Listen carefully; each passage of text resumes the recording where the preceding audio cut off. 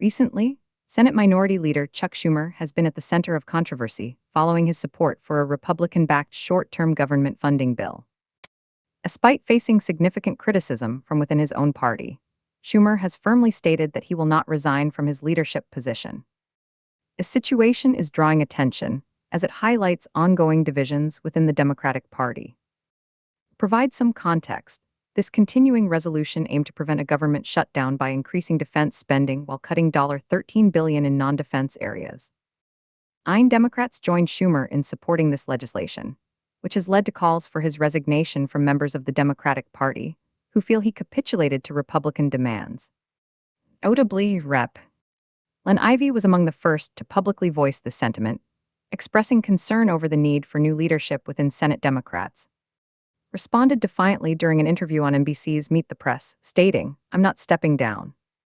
He emphasized that while he recognizes the continuing resolution was far from ideal, a government shutdown would have posed a much greater threat.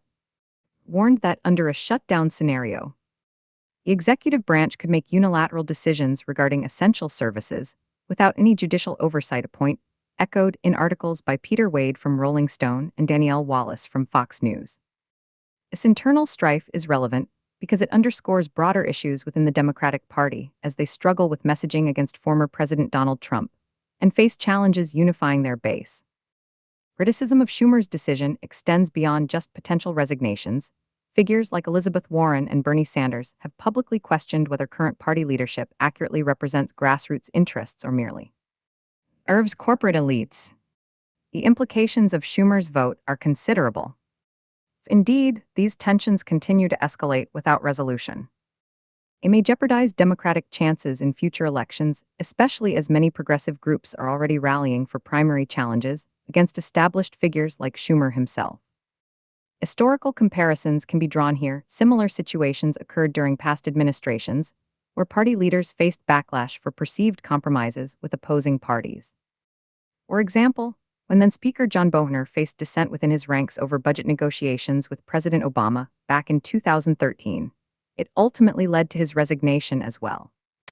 Looking at the bigger picture reveals a landscape where bipartisan cooperation seems increasingly rare amidst rising political polarization.